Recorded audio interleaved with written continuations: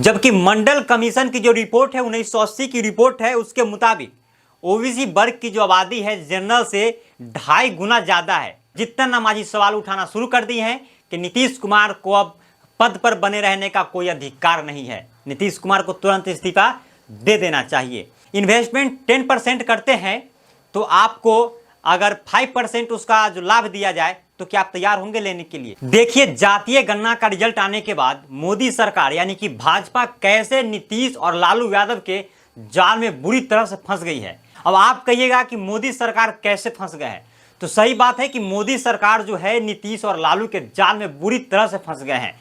और अभी तक ओबीसी वर्ग के साथ भाजपा सरकार लगातार धोखा कर रही थी। अब वो धोखा कैसे कर रही थी, आप लोग इससे अनजान हैं, तो मैं आप लोगों को बताता हूं। और भाजपा की पैरों तले जमीन खिसक गई है जब से जातीय गणना का रिपोर्ट सार्वजनिक हुआ है। मैं आपको बताता हूं कि कैसे केंद्र सरकार ओबीसी वर्ग के लोगों के साथ धोखाधड़ी कर रही है। अब देखिए कि केंद्र सरकार में 90 सचिव है, 90 सचिव में सिर्फ 3 सचिव है जो कि ओबीसी वर्ग से आते हैं। और जबकि ओबीसी वर्ग का जो आबादी है 52% है बिहार में। बिहार के तर्ज पर ही अगर सर्वे का जो रेशियो है उसको मान लें अगर केंद्र के देश के हिसाब में, तो मात्र 3 ओबीसी सचिव है केंद्र सरकार में। उसके बाद मैं आपको बताता हूं कि फिलहाल लोकसभा में 543 सांसद है टोटल, जिसमें 42.7% जो सांसद है वो आते हैं जनरल कैटेगरी से। आप सही सुन रहे हैं, 42.7% जनरल कैटेगरी के सांसद है, जबकि 22% सांसद जो है ओबीसी वर्ग से आते हैं। जबकि ओबीसी वर्ग का जो आबादी है 52% ओबीसी वर्ग का आबादी है और उनके जो सांसद है मात्र 22% है। कटौती कितने का हुआ भाई? तो 30% का कटौती हुआ। और मात्र आपको बता देता हूं मैं कि जो जनरल वर्ग के लोग हैं उनकी आबादी मात्र 22% है, जबकि उनके जो सांसदों की संख्या है वो 42% से अधिक है। जबकि मंडल कमीशन की जो रिपोर्ट है 1980 की रिपोर्ट है, उसके मुताबिक ओबीसी वर्ग की जो आबादी है जनरल से 2.5 गुना ज्यादा है।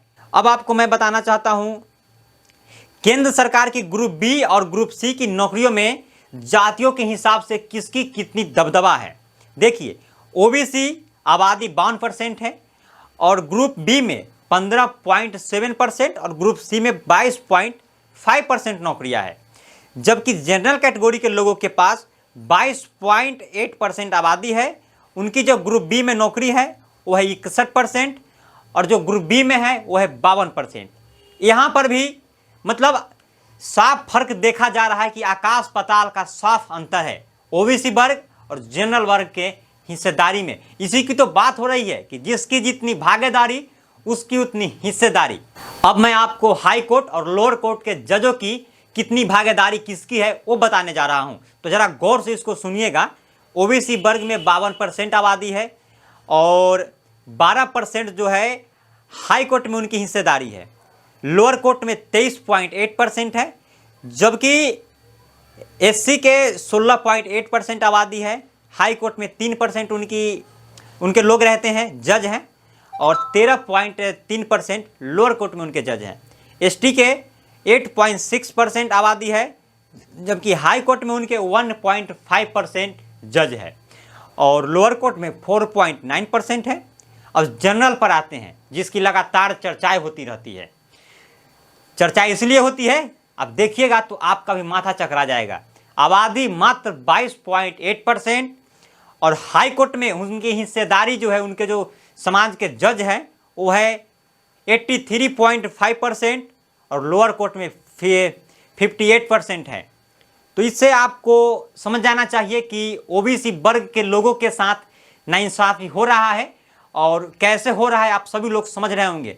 और इससे भाजपा जो सरकार है, बीजेपी सरकार, क्यों जातीयगत गणना से पीछे हट रही है और जातीयगत गणना क्यों जरूरी है। जातीयगत गणना जरूरी है, पूरे देश में जातीयगत गणना होनी चाहिए, तब जाकर पिछड़ों का, ओबीसी लोगों का हिस्सेदारी मिलेगा। जरा सोचिए कि जब केंद्र सरकार के 90 सचिव में आपके समाज के मात्र 3 ही सचिव है, जब आपके लोग लड़ने के लिए ही नहीं रहेंगे तो आपको हक कैसे मिलेगा, आपकी हिस्सेदारी कैसे मिलेगी। अब जितने नेशनल मीडिया में लोग को देख लीजिए, सारे जनरल कैटेगरी के लोग हैं, न तो ओबीसी समाज के हैं, मात्र ना मात्र के बराबर है। तो अब चर्चा करते हैं बिहार के राजनीतिक पर, क्योंकि जो डाटा है बिहार का है और जितना नामाजी सवाल उठाना शुरू कर दिए हैं कि नीतीश कुमार को अब पद पर बने रहने का कोई अधिकार नहीं है, नीतीश कुमार को तुरंत इस्तीफा दे देना चाहिए। बिहार में किस वर्ग के कितने विधायक हैं और कितने होने चाहिए मैं आपको बताता हूं। ओबीसी वर्ग के 99 विधायक है, जबकि डाटा के हिसाब से ओबीसी वर्ग के 153 विधायक होने चाहिए। जनरल के 71 विधायक है, जबकि डाटा के हिसाब से इनके जो विधायक है 38 होने चाहिए, इनके विधायक कम होने चाहिए। और एससी के 40 विधायक वर्तमान में हैं और इनके जो विधायकों की संख्या है 48 होनी चाहिए, इनकी जो जनसंख्या है उसके हिसाब से। अब सामने 5 राज्यों में चुनाव है। उस दिन मध्य प्रदेश में प्रधानमंत्री नरेंद्र मोदी रैली में कह रहे थे कि हम 2 ही जाति को जानते हैं, एक गरीबी और एक अमीरी। गरीब पर तो आपने ध्यान ही नहीं दिया, क्योंकि आप जब 2014 में आए थे तो 14 में आपका मैनिफेस्टो में कहा गया था कि 2022 तक सबके घर पे छत होगा, 2022 तक सबके घर पे छत होगा, 2 करोड़ नौकरियों का वादा किए थे आप। ये सब कहाँ गया आपका वादा? यही तो सवाल हो रहा है कि आप रोजगार क्यों नहीं दे रहे हैं। आप जो वादा किए थे कि गरीबों को झोपड़ी देंगे, मकान देंगे, झोपड़ी वालों को, उसको मकान क्यों नहीं दे रहे हैं? ओबीसी वर्ग के लोगों का तो यही मांग है ना कि उनकी जितनी साझेदारी है, भागीदारी है, उतनी उनकी हिस्सेदारी मिलनी चाहिए। स्वाभाविक है, अगर आप कहीं बिजनेस में 10% इन्वेस्टमेंट करते हैं तो क्या आपको 10% उसका जो बेनिफिट होगा उसमें हिस्सेदारी नहीं चाहिए? अब जब इन्वेस्टमेंट 10% करते हैं तो आपको अगर 5% उसका जो लाभ दिया जाए तो क्या आप तैयार होंगे लेने के लिए? तो आप लोग से विनती रहेगी कि इस वीडियो को अधिक से अधिक शेयर करें और इस वीडियो को आगे सभी लोग तक पहुंचाएं और अपने हक के लिए लड़िए और ओबीसी वर्ग को मजबूत बनाइए, अपनी हिस्सेदारी के लिए लड़िए।